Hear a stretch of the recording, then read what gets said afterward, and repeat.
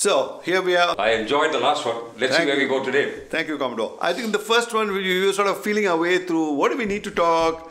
We were sort of a little confused. But I think we do need to tell the lay listener or the lay man in the country what exactly is the state of preparedness of our Navy. It's all a very mysterious thing for most Indians because, first of all, they live miles and miles from the sea. And the largest body of water they've ever seen, most of them will be the Ganges. And now the ocean is just beyond comprehension. So now we are talking about us being prepared in more ways than one, in every dimension. So what is it that we have which will deter any adventurism from anyone else? Could be anybody, we don't take names. Madhav, I think a slight amount of historical perspective would be in order. India has been a land of riches, right? From days of yore. Yes. And we've had conquerors from everywhere, and they all came from our northern borders across the mountains. Yes. The difference is when the invader came from across the mountains, he settled down in India and he became an Indian. Nobody called the Mughals the foreigners. I know, They were Indians. They sort of came into our own, the languages assimilated, they married and all that. But when the invader came from across the seas, they didn't settle down, they colonized us. Yes. You had the French come here, you had the Dutch come here, you had the Danes come here. The Brits. And the Brits, of course. And what started off as a trading company, they came and colonized us and made us second-grade citizens.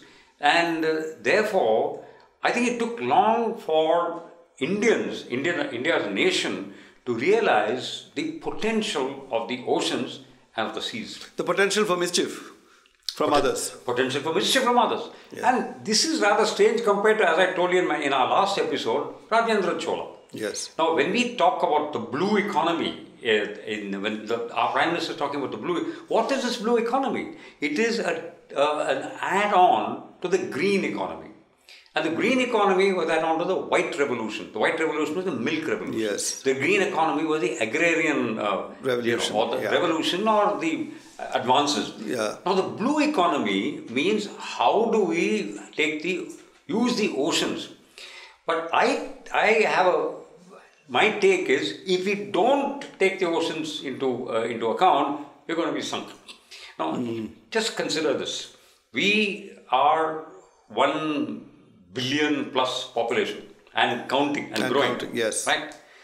But our land mass is not growing. Our natural wealth are not growing. Our enemies are not going anywhere. No, our mountains are being cut down. Yes. So if that is going to happen, the next war is actually going to be fought internally and over water. It's already happening. Karnataka and Tamil Nadu are fighting over water. Yes. So I think as a national ethos, we must start thinking about the oceans and about the seas around us. This is my first take. Okay. People ask me, why do we need a navy? Yeah, who are we going to attack? Do we have to want to conquer anybody? Right. All that stuff. We should worry about even the enemy. We should worry about Pakistan and China. They'll come from across the north and forget about the seas. Is the general thinking. But let's look at it from, say, China's point of view, right? China, I don't want to get into numbers today. Let's talk only of the principles, etc. Okay. China, their defense budget is much bigger than us. True. Their defense spend is much larger. They're a much larger country. Larger country. Yeah. And their military capabilities and the navy capabilities are really substantially larger too. Now, why would China want a navy? Now, if you look at China, they are guzzlers of oil. And all that oil comes from the Middle East. That oil has to, in spite of their pipelines and what have you. And the fracking that's going on now. I think some part of... Yes, but it has, the bulk of it has to come to the bulk carriers. That's what bulk carriers are meant for. Yes. So they will come, the super tankers. Super tankers, the Panamax and whatever, they all come by the seas. And till now, everybody was a bit tranquil. They kept quiet. Suddenly, we realized the scourge of piracy. You have piracy in the Malacca states, you have piracy of Ethiopia. True. So, from that point of view, China suddenly realized that if, chaps with pop guns can take hold you and terrorize you. What will the Indian Navy do to our chaps if we get into a conflict? So they are building a navy. They are using this piracy. That's what I figured. That's just a fig leaf to cover their ambitions. To Navy. To have a position, to have a presence in the Indian Ocean, far away from. And that gave them a perfect opportunity. It was piracy. We didn't have a similar excuse in the South China Sea. No, we can't. Right. We don't. Because we're going to fight the typhoons. I mean, you can't do anything about that. So when we go to the South China Sea, immediately bristling takes place. Yes. We are painted as aggressors. Yes. Why are you here in this water at all? You chaps should be there in the Indian Ocean. Yeah. And you guys are sitting in the Indian Ocean. What's wrong with the stuff we go to South China Sea? Correct. Anyway, no. So that aside, yeah. Therefore, China is worried about the Indian Navy. Now, if the Indian Navy does not have the capability to substantiate the worry which China has got, they'll ride over you. So this is the background. Now, insofar as the capability of the Indian Navy is concerned, I think our countrymen must, they should sleep peacefully at night to say that the Indian Navy has come of age. It is a truly multidimensional Navy. And what do we mean by multidimensional Navy? We operate on the surface, we operate underwater, we operate in the air. That's one aspect. Secondly, our inventory today is, to a large extent, it is built by ourselves. We have the design capability, we have the building capability, and we have the exploitation capability, the use capability. That is also available. Not to say that we are, we don't have we have a long way to go. But it's a start has been made. Yeah. Compared to the Army, the Navy, and the Air Force, the three forces, I think the Navy has taken a lead insofar as the indigenization aspects are concerned. Yeah, being self-prepared without having to depend on too many foreign suppliers. No, we depend on foreign suppliers. Yes. We do. We do. But we are using the foreign, when today when the Prime Minister talks of Make in India. Make in India, that's not going to happen. How are you going to make in India? Now, if we were making in India all along, why is today in the 67th year of our independence, 70% of our inventory is coming from abroad? Yes. Whether it's the army, the armed forces, entirely. But what is the difference between the Navy and the other two?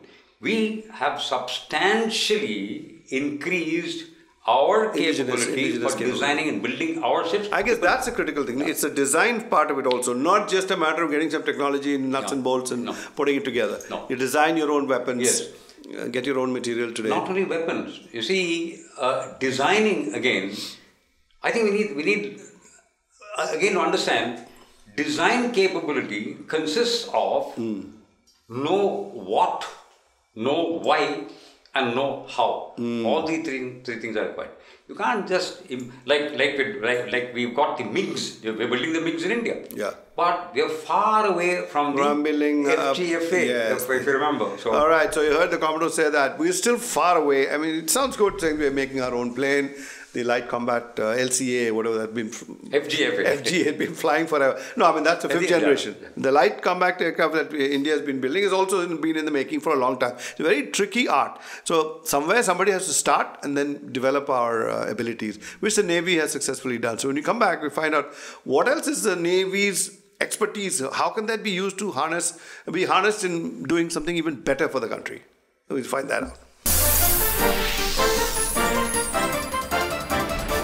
So having now sort of mastered a lot of skills required to design, as you said, we know the know-how, the know-where, the know-whys. Having done all this, is the Navy's skills only good for manning ships, or do we see those skills as being integrated into other parts of India, or should we just stick and refine our ability to make ships? Very interesting question or point of view. Today, let's talk first about the hardware which the Navy owns today, what it needs to take on, and how that could not have been achieved with skill development. And with the skill development which has just been generated, how is it going to affect mainstream India. I think that's what we need to look at. Defense is not just a matter of firing off a rocket. Absolutely. You got to be self-prepared. All sorts of things are there. Which it was in the colony days when we were a British colony. We were the Royal Indian Navy. We cast our own guns and everything was there. Right. Let's look at what the Navy has got today. As I said, three-dimensional capability. Right. Let's start with the dimension which I am familiar with, the underwater dimension. Submarines. We acquired submarines back in 1968 from Russia. We acquired two types of designs of that. We graduated from operating submarines to maintaining submarines to repairing submarines, training for submarines. And even probably fabricating some parts of it. We set up a submarine training school. We did the first ever medium refit, which is a strip and rebuild refit of a submarine, etc. All on Russian platforms. Yes. We then said that we reached... But did they come to train us even for those refits, or did we acquire the skill as we were? No, this is how the Navy prospered. They were there with us. For example, I was the... You learned Russian?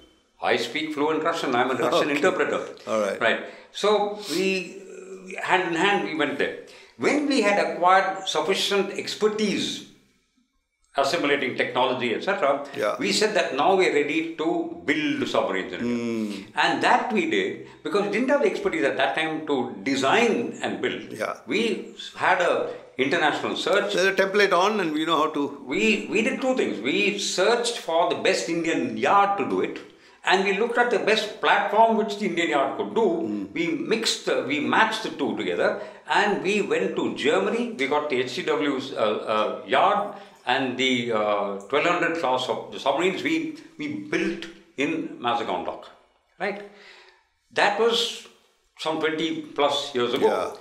Then technology doesn't remain stagnant. It's always moving forward. Then we realized that now we need to look at a new generation submarines. We went to France, the Scorpion submarine, that technology, now the Scorpions are being built in MDF. How come we never went to the Brits? I would imagine British technology, British maritime. Again, was it just money? No. Even before we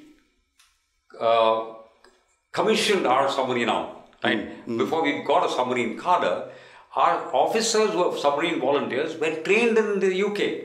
Okay. We trained about 2 or 3 crews. Those HMS, whatever. Dolphin and Andrew and, whatever, right? But at that time, the British government was not willing to give us submarines. Okay. So we went to the Russians. The Russians gave us submarines. We've done fairly well there. Now, from design and building a conventional submarine, parallelly what the Navy did, when the German submarine program, I was joint director submarine construction and acceptance. So I oversaw the program from Naval Headquarters of building 2 submarines in Germany and building 2 submarines in India. Parallelly happening.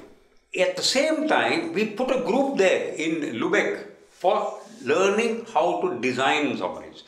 See, if you want to know, you must first know that you don't know. You must accept that you don't know. So is the Chinese way of stripping down everything and doing reverse engineering good? Or you think you should still study, learn it, understand why that particular part is there? There's no... Because it's not only why a part is there. Now, if you take hardware like military hardware, it's not only the hardware per se, it's form, fit and function. Right? What is the shape it is? Yes. How does it fit in within the confines of a warship? How does it function?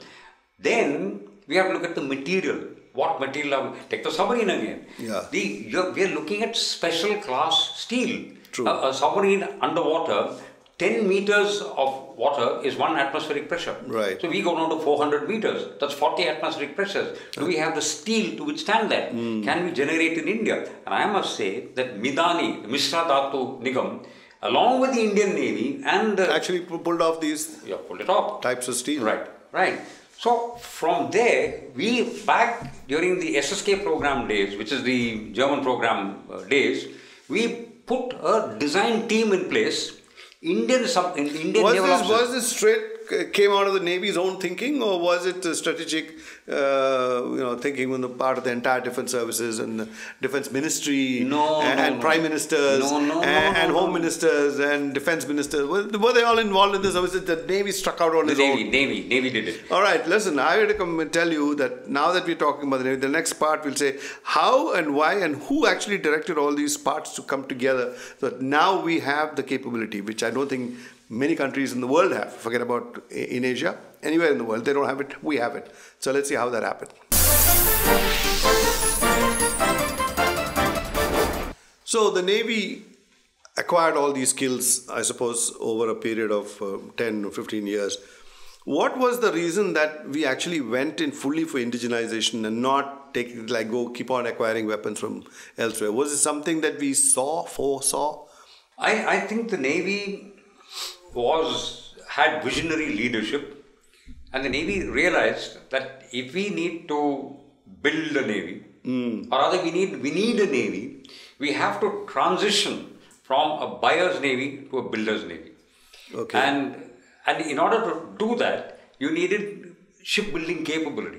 So we had the public sector shipyards, the 3 public sector shipyards at that point of time. In fact, we have 5, 4 of them under the Ministry of Defense, and 1 under Ministry of Surface Transport. Okay, so that's a civilian one, so to say. No, but they are building the aircraft carrier. That the Cochin. Oh, the Cochin shipyard. Yes. Cochin shipyard is under the Ministry of Surface Transport, but they are building the aircraft carrier. Are there any collaborations in those things, or they straight up our own Indian? It is built as a totally Indian design. It is. But naturally, we have perhaps. No, I mean the shipyard itself, was it made under collaboration with somebody else? No.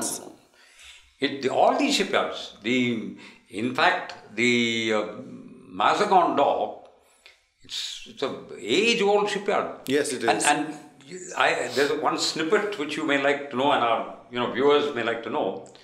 The American national anthem, the Star Spangled Banner, was composed on board a British warship called HMS Minden, which was built in Mazagon dock. I mean, it was called Bombay dock in those days. Yes, yeah. So I see.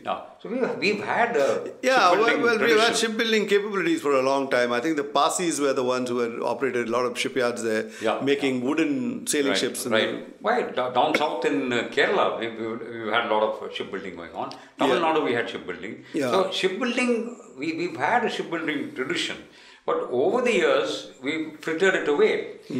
So we have to get that back. So are we on par with the rest of the world? That's what a lot of us Indians would like to know. Is our shipbuilding capability really up there with everyone? Okay, now shipbuilding capability, you have to talk of many.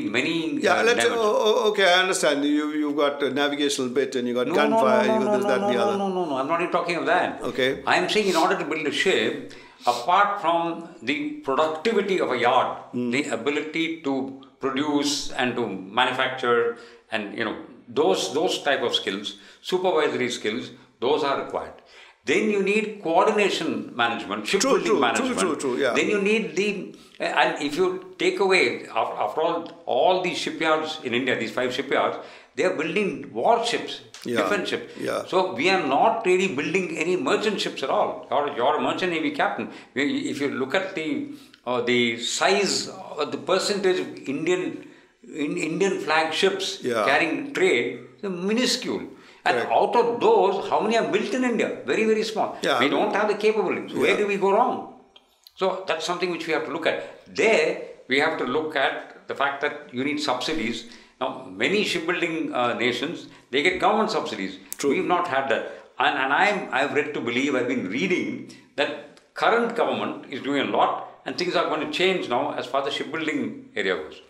But more than that, I think finally, as they say in marketing terms, the feet on the street, they have to get there and do the marketing. Or the army would say the boots on the ground. So in a shipyard, the people who actually build the ships, they have to be skilled. And today, technology having gone quite a lot, if you want to increase productivity, you have to measure productivity in terms of tons, and how many tons did you produce all sorts of modern ways of assessing that. So those kind of skills are required. We are still not up to the mark on those areas. We are not up there. Is it because of the old command economy kind of thing that we grew up with? Everything is centrally commanded, almost like the Soviet system. So no, there was no answerability, and so it just kept on. Was that part of it? There is one part of it is the decision making in a governmental organization. Decisions are hierarchical. Yeah. Okay, chaps. There are people at this level can take only this decision. Rest it has to be. That is a sensible thing, isn't it? Or is that something that has been to our loss? It's a double-edged sword. You have to have flexibility if you want to. At the same time, you need control. So it has to. The other aspect, of course, is the innovative thinking, creative thinking, design. Finally, is that to think outside the box. Now, for that, who are the people doing that anyway? If you take a shipyard, there will be the managerial positions. Yes. There will be the supervisory positions. Draftsmen and all the supervisory positions. Okay. And there will be the workers. Yes. And in the workers, there are skilled workers, semi-skilled workers, and so on and so forth. Where are these people coming from? Where are they trained? Now, where are they getting trained from? They are not getting trained because most of the shipyards, they have what is called the shipyard apprentice schools are there, as per the Apprentices Act. So they become a metal worker or this one, a pipe worker. Yeah, take a paradigm shift from your, say, the merchant navy part of it. You go in Tamil Nadu, in Chennai, there must be at least 30 odd institutes training seafarers. Yes. Is that right? Yes. So where are the faculty people from, people from who been sailing at sea? Yeah. Right. But obviously, training institutes cannot pay as much as what the industry can pay, what the ships can pay. That's true. So most of the problem is we are not able to attract the right kind of faculty. That is for the seafarers. Now you look at our engineering colleges, right? Apart from the IITs and the the elitist lot. Talk about the regular engineering colleges. Regular engineering colleges. There is such a gap between... A huge disconnect, actually, basically. Disconnect between industry and academia. Yeah. Right. Yeah. I was in the UK dealing with a particular university. And the day that we were there, the fourth year students were making project presentations, right? On the engineering students. Yeah. 25 CEOs from UK top-notch companies were there in the university, mixing around and guiding young students in their projects. Can you see that happening over here? It hasn't happened yet. Maybe. Do you think it will happen in the near future? Things are turning around? I don't know whether it will happen, but I think it must happen. It has to happen. Right. Now, another aspect of this is again, when you talk of skill development, it's taken the present government to appoint a Minister of State independent charge for skill development. There is a National Skill Development Corporation. That National Skill Development Corporation they've set up sector skill development centers and so on. Maritime is not there. So, in fact, if you look at now we are a 100 ship navy. I mean, numbers don't matter here. We need a 160 ship navy.